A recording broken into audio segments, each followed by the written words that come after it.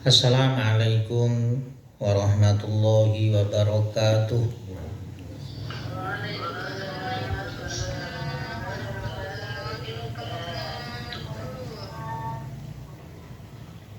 Bismillahirrahmanirrahim. Alhamdulillahirabbil alamin wassalatu wassalamu ala asyrofil anbiya wal mursalin Sayyidina Muhammadin wa ala alihi wa ashabihi ajma'in. Rabbi shrahli sadri wa yassirli amri wa hlul 'uqdatam min lisani Ja'al haq wa zahaqal batil innal batila kana zahuqa. Qala mu'allif rahimahullah wa tasihhu niyatu siyamit tatawu'i qabla zawali bisyarti alla yata'atta muftiron qablaha wa wuku'uha fil laili afdhalu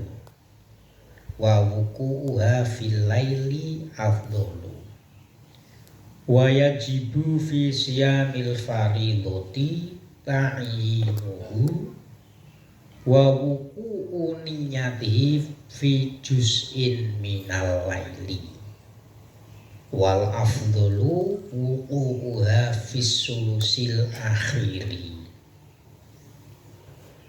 Jamaah rahimakumullah, kemarin sudah diterangkan bahwa syarat sahnya puasa ada 6. Yang pertama harus Islam. Yang kedua harus tamyiz. Tamyiz itu sehat jasmani rohani dan dewasa. Kemudian yang nomor 3 yaitu suci dari haid dan nifas bagi wanita. Kemudian yang nomor 4 adalah niat. Nah, kalau puasanya itu puasa sunnah, entah itu Senin Kamis, Ayyamul Bid, tanggal 13, 14, 15 bulan tiap-tiap bulan Hijriah, atau pas puasa Daud, yang penting semuanya itu puasa sunnah, itu niatnya sah, boleh, puasanya sah, niat terletak sebelum duhur.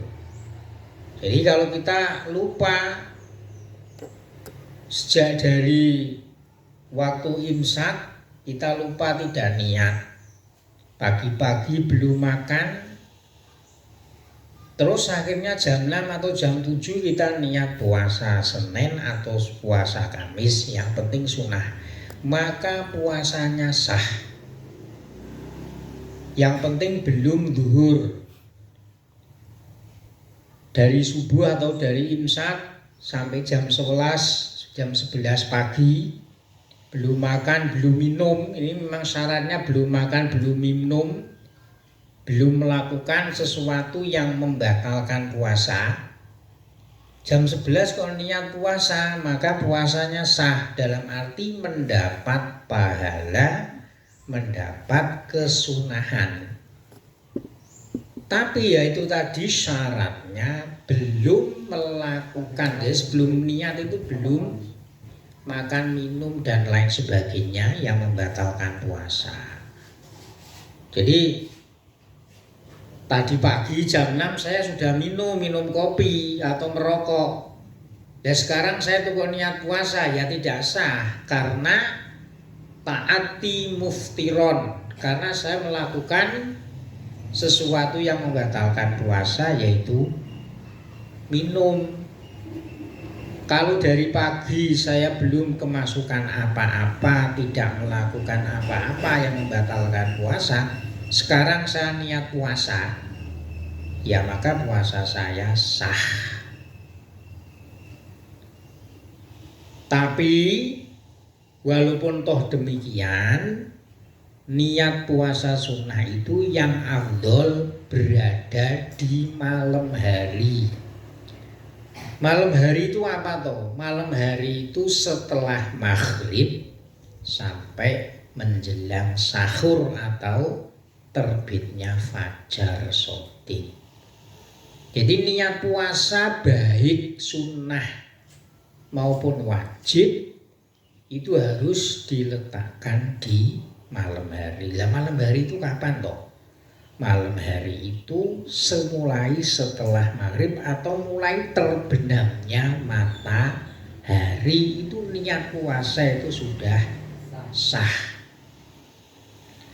Lah mengapa kok niatnya itu bareng-bareng setelah sholat tarawih? Mbok menawa lali nek dhewe mulane diniati bareng-bareng. Mulai matahari tenggelam waktu maghrib itu sudah boleh niat puasa. Wajibu, tapi kalau puasanya itu puasa fardu, puasa wajib, mungkin puasanya itu Ramadan, puasa karena nazar itu kan wajib. Puasa bayar fidyah, mungkin kita melanggar janji kita bayar ya, niatnya itu bayar kafarot ya. Kalau fidyah itu berupa beras atau uang, tapi bayar kafarot. Namanya kafarot, mungkin kita pernah janji kita menerjang, itu namanya kafarot. Nah, kalau puasa-puasa wajib itu niatnya harus berada di malam hari. Dan harus ditentukan. Tentukan itu apa ya? Kalau Ramadan, nawaitu somawutin an adai fardi syahri Ramadana. Jadi Ramadana, kata-kata Ramadan itu harus ada. Itu namanya ta'yin. Atau kalau puasanya itu nadar, nawaitu saumawutin an-nadri. Jadi nadarnya itu disebutkan. Jadi ta'yin itu maksudnya puasa wajib kita itu karena apa? Kalau Ramadan ya harus menyebutkan Ramadan, kalau nadar menyebutkan nadar, kalau itu kafarot juga menyebutkan kafarot. Dan harus kalau niat puasanya itu puasa wajib harus jatuh di malam hari. Lah malam hari itu apa? Jadi man lam yuki niyatas syami fi juz'in min ajza'il laili minal ghurubi. Minal ghurubi itu mulai matahari tenggelam ilal fajri sampai fajar shadiq terbit. Fala siyama lahu, maka puasanya tidak sah. Shahihun, hadis ini adalah hadis sahih. Jadi dawuh Kanjeng Nabi, malam yubayyit as-siyama qoblal fajri fala siyama lahu. Maksudnya apa? Niat puasa itu kalau puasa wajib harus di malam hari, mulai huruf atau mulai maghrib sampai menjelang fajar shadiq. Kalau puasa Ramadan niatnya kok setelah subuh atau setelah fajar keluar, maka puasanya tidak sah, harus diqodoi. Tapi tetap wajib ya, karena dicatat tidak puasa, tapi tetap wajib menjaga dari makan dan minum dan lain sebagainya. Cuman niat puasa wajib itu afdolnya wukuha fis sulusil akhiri, niatnya itu kita letakkan di sepertiga yang akhir.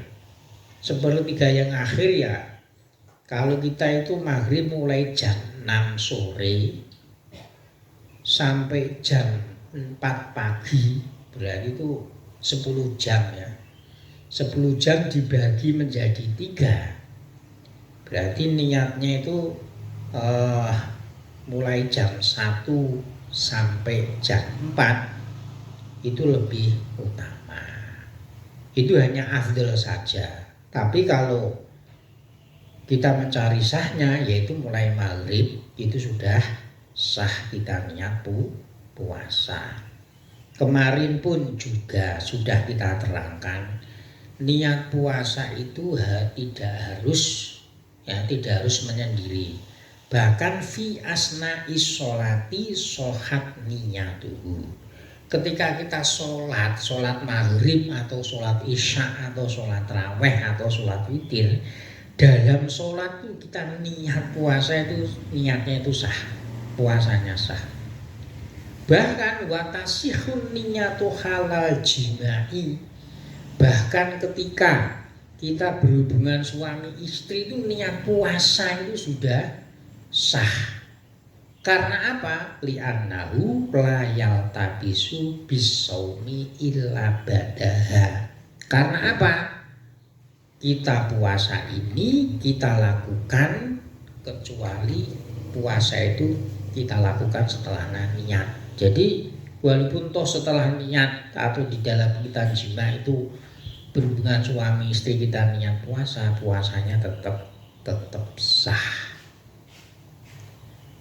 Wal khomisu, sekarang syaratnya puasa yang nomor 5, al imsaku anil muftiroti kulliha minal fajri ilal ghurubi. Syarat sahnya puasa yang nomor 5 yaitu menghindari, kalau bahasa Jawanya itu ngempet, tidak melakukan sesuatu yang membatalkan puasa semuanya. Ya nanti yang membatalkan puasa itu apa saja nanti disebutkan ada 10, nanti di belakang ini sebentar lagi. Jadi semuanya yang membatalkan puasa harus kita hindari, mulai terbitnya fajar shodiq sampai matahari terbenam. Wasadisu, syaratnya yang nomor 6, dukhulul waqti ay wujudus sababi fi saumil faridoti. Jadi yang nomor 6, puasa Ramadan itu benar-benar waktunya sudah masuk ya. Sudah masuk itu apa toh? Ya sudah tanggal 1 Ramadan, kita tuh masih tanggal 30 atau 29 Sya'ban kita punya puasa Ramadan, ya Ramadannya puasanya tidak sah. Jadi syaratnya puasa bulan Ramadan ini karena kitabnya itu kitab Riyadul Badi'ah, bukan fikih yang lain. Di sini disebutkan orang puasa bulan Ramadan pun syaratnya bulan Ramadan itu harus benar-benar masuk. Kalau belum, masih tanggal 30 atau 29 Sya'ban kita niat puasa bulan Ramadan, maka puasanya tidak sah. Kalau kita benar-benar ngerti ini, benar-benar ngerti itu yaumus syak, kita kok puasa, niat ini belum masuk Ramadan kok kita puasa, maka hal semacam itu hukumnya adalah haram. Kita niati puasa Ramadan loh, ini hukumnya haram karena belum masuk di bulan suci Ramadan. Bismillahirrahmanirrahim. Sekarang kita masuk segala sesuatu yang membatalkan puasa. Faslun. Wal mubtilatu lisaumi asyratun. Al awwalu dukhulu syai'in min a'yani dunya walau qalilan ilal jawfi amdan indakhola min ahadil manafidhi al maftuhati. segala sesuatu yang membatalkan puasa itu ada 10. Yang pertama yaitu masuknya sesuatu min ayani dunia itu apa loh? Min ayani dunia itu ya barang-barang yang ada di dunia ini loh. Berbeda nanti kalau ayanil jannah itu beda lagi. Ya, ini nanti beda lagi. Semuanya yang ada kelihatan kasat mata ini namanya urusan duniawi, dunia. Yang ada ini kok masuk, ya, masuk ke lubang-lubang dari lubang-lubang yang terbuka. Berarti telinga, hidung, mata, mulut, lalu apa itu namanya? Jalan kubul dan dubur. Entah itu kemasukan air, makanan, apa saja. Yang penting itu ada bentuknya. Maka itu membatalkan puasa. Sekalipun toh itu sedikit sekali. Ya, contohnya apa? Seperti biji sawi atau biji bayam. Itu kan kecil sekali. Tapi dengan sengaja kita masukkan mulut, kita masukkan hidung, maka itu membatalkan puasa. Sekalipun toh barangnya itu yang masuk tidak bisa dimakan. Seperti apa? Ya seperti kerikil, seperti debu. Dan di antara wa minal aini ad-dukhanu al-ma'rufu bihilafi duhulil bukhuri. Di antara barang-barang dunia yang membatalkan puasa itu adalah dukhon. Dukhon itu apa toh? Asap rokok. Jadi asap rokok al-ma'ruf itu yang kita kenal, yaitu apa? Asap rokok. Dukhon itu asap rokok, itu membatalkan puasa. Jelas itu karena materinya itu ada. Berbeda kalau misalkan orang itu membakar sampah, ya membakar sampah, atau kita itu di pegunungan itu kan biasanya itu ada apa itu namanya kabut. Nah ini kok tidak sengaja kita hirup, maka itu hukumnya tidak membatalkan puasa. Kalau namanya rokok itu kan disengaja. Berbeda kalau ada orang merokok tidak sengaja kita itu menghirup, lah itu namanya tidak sengaja. Tapi kalau merokok dukhon al-ma'ruf itu maksudnya adalah asap rokok yang benar-benar kita hisap. Jadi ilal jawfi min ahyani dunya walau qalilan. Dan tentu itu ada syaratnya, amdan harus sengaja. Kalau tidak sengaja ya tidak membatalkan puasa. Maksudnya sengaja itu apa toh? Aida kiron lisaumi mahal ikhtiyari wal ilmu bitahrimi. Maksudnya sengaja itu adalah dia ingat kalau dia itu puasa dan dia tidak terpaksa dan mengerti bahwa itu hukumnya adalah haram.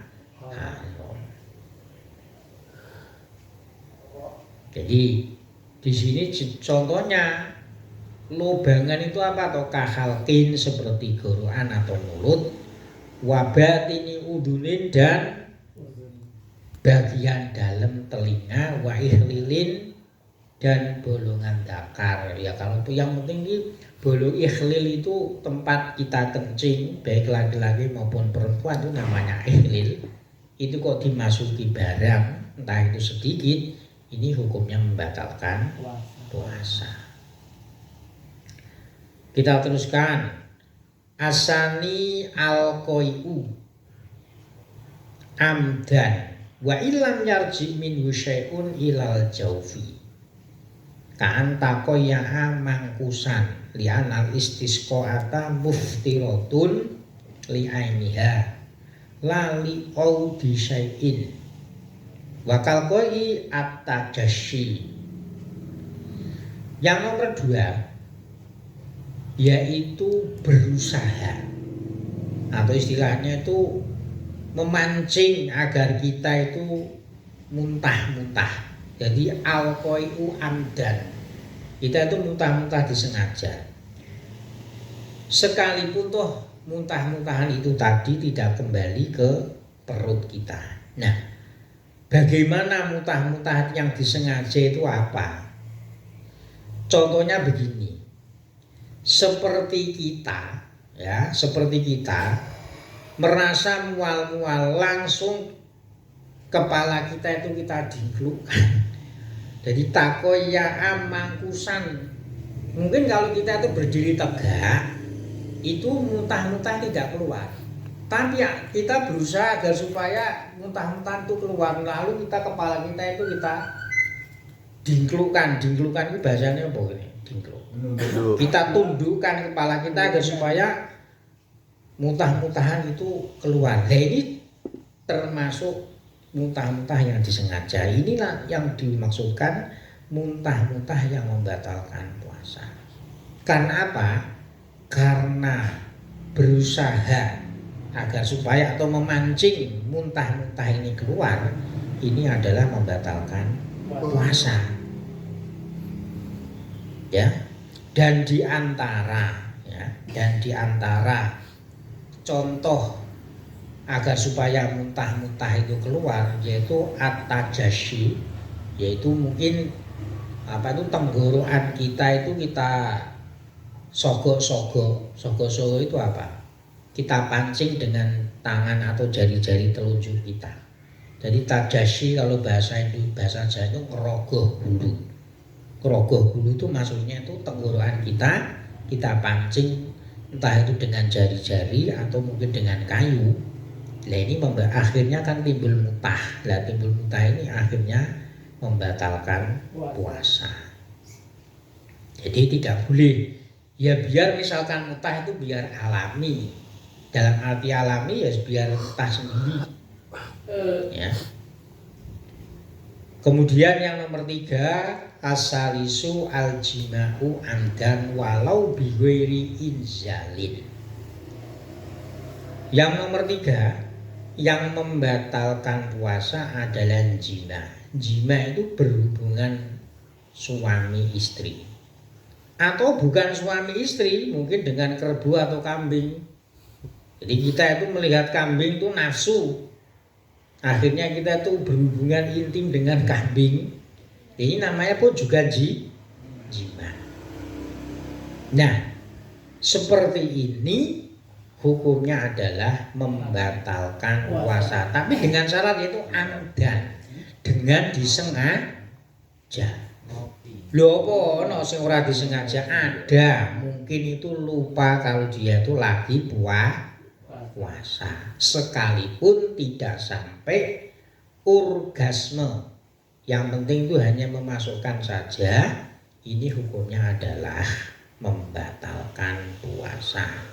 Jadi di sini ada gambaran. Gambarannya itu apa? Sawaun fi dzalika farjul adami wa ghairihi min qubulin au duburin walau zaidan au mubanan. Jadi jima atau berhubungan intim itu tidak harus sama-sama manusia, anak Adam. Bahkan dengan hewan pun wahwirihi, dengan hewan pun ini hukumnya sama, membatalkan puasa. Baik itu di jalan depan ya farji, zakar, atau dubur itu berarti jalan belakang. Itu kedua-duanya sama membatalkan puasa. Sekalipun toh alat kelamin wanita atau laki-laki itu adalah merupakan alat yang tambahan, istilahnya itu disambung, ini hukumnya tetap membatalkan puasa walaupun tidak inzal, walaupun tidak sampai orgasme. ini tetap membatalkan puasa. Hanya masuk saja itu loh, hukumnya sudah membatalkan puasa. Nah ini nanti kalau disengaja puasa kok siang-siang berhubungan suami istri, lah ini nanti kafaratnya itu puasa 2 bulan terus menerus. Lah ini orang kuat ya bayar kafarat 2 bulan kali beras 6 on itu berapa? Ar-rabi'u khurujul maniyyi bita'amudil istimna'i awil mubasyarati walau biwairi jima'in ka khuruji bilamsi wal mu'anaqati wal kublati bila hailin. Yang nomor 4 yang membatalkan puasa adalah keluarnya sperma atau mani dengan disengaja. Syaratnya itu dengan disengaja. Kalau tidak disengaja, contohnya itu mungkin mimpi. Ya, mimpi sehingga keluar mani atau sperma itu tidak membatalkan puasa. Yang nomor berikutnya, yang penting tidak disentuh alat kelaminnya itu. Ya mungkin kita itu membayangkan, menghayal sehingga timbul nafsu sampai keluar sperma. Ini pun juga tidak membatalkan puasa, tapi syaratnya itu tidak tersentuh. Apa contohnya menyentuh alat kelamin itu? Yaitu istimna. Istimna itu mungkin ini bahasa saru tapi harus kita jelaskan. Mungkin kita itu istilahnya itu kalau Jawa itu ngocok. Jadi alat kelamin kita itu mungkin kita pegang-pegang, kita pelirit dengan minyak yang licin atau dengan sabun dan seterusnya sehingga keluar sperma. Ini membatalkan karena ada sentuhan. Awil mubasyarah atau mungkin hanya bersentuhan. Awan-awan demek bojone tok iki lho, demek tangani keluar sperma. Ini membatalkan karena ada sentuhan. Walau biwiri jima'in sekalipun toh itu tidak jima atau berhubungan intim. Mungkin seperti keluar karena disentuh. Wal mu'anaqati mungkin berpelukan. Loh, saya dengan istri saya berpelukan gitu.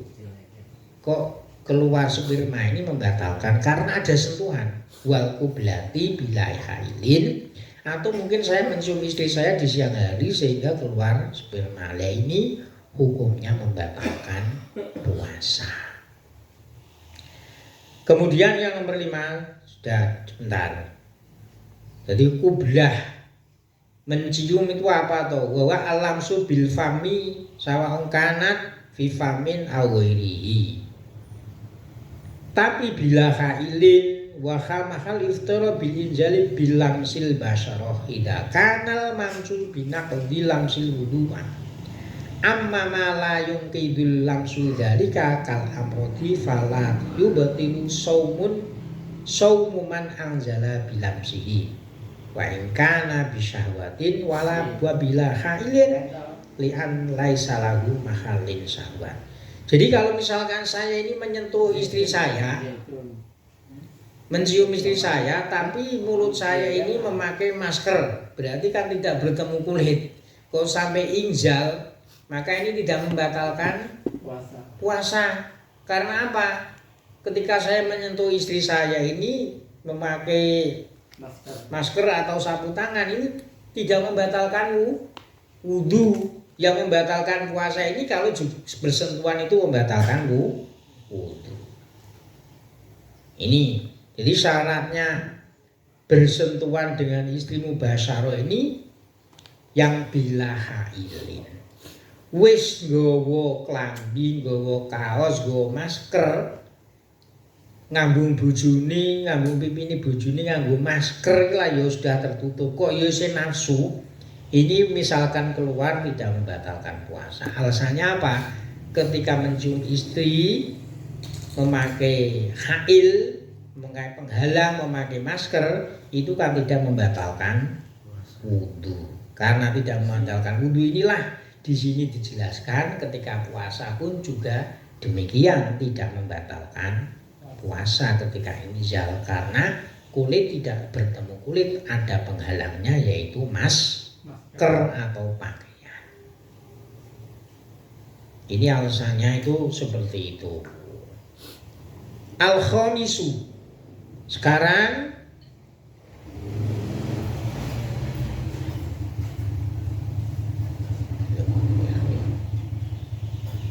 pripun Bu? Halo Bu.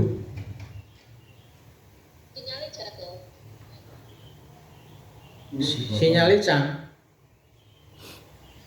Bismillahirrahmanirrahim. Ar-rabi'u khurujul maniyyi bita'ammudil istimna'i awil mubasyarati walau bi ghairi jima'in. Ka khurujihi bil lamsi wal mu'anaqati wal qublati bila hailin. Yang membatalkan puasa yang nomor 4 yaitu keluarnya mani dengan disengaja. Kalau tidak disengaja, seperti orang tidur mimpi keluar sperma atau mani, maka tidak membatalkan puasa. Atau tidak tersentuh apa-apa alat kelamin kita itu berkhayal, ngalamun sehingga timbul yang namanya nafsu, dan akhirnya inzal atau keluar mani atau sperma, maka pun juga tidak membatalkan puasa. Membatalkan puasa itu harus dengan disengaja. Contohnya apa yang disengaja di sini adalah istimna. Istimna itu kalau bahasa Jawa niku nglucu utawa ngocok. Menyentuh alat kelamin kita dengan memakai sabun atau dengan minyak yang licin, istilahnya itu dikocok dan keluar, ini membatalkan puasa karena ada kesengajaan dan sentuhan. Yang berikutnya seperti awil mubasyarati atau kulit bertemu kulit. Ya, kulit bertemu kulit. Jadi istimna itu sawaun biyadihi au biyadi khalilatihi au ghairi ma bil khailin aula bisyahwatin aula. Jadi kalau di sini gambarannya istimna itu baik memakai tangan sendiri maupun tangan istrinya, itu tetap membatalkan puasa. Kemudian awil mubasyarah. Mubasyarah itu apa toh? Kulit bertemu kulit sekalipun tidak berhubungan intim.